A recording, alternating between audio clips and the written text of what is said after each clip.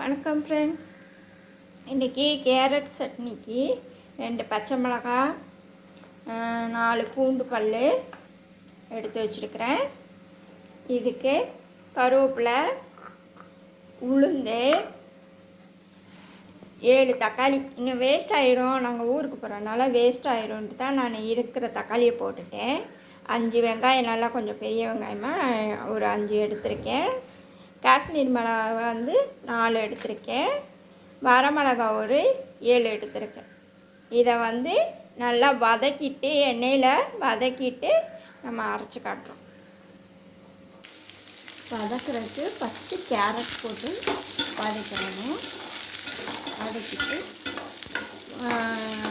கேரட்டை ஃபஸ்ட்டு வதக்கிட்டு அதுக்கடுத்து தான் வெங்காயத்தை வரும். சட்னி அரைச்சாச்சு, பார்க்கணும் எப்படி இருக்குங்க. இப்போ கடுகு உளுந்து போட்டு வெடிக்குது. இதோட கொஞ்சம் பெருங்காயத்தூள் கொஞ்சம் சேர்த்து தாளிச்சிட்டோம்.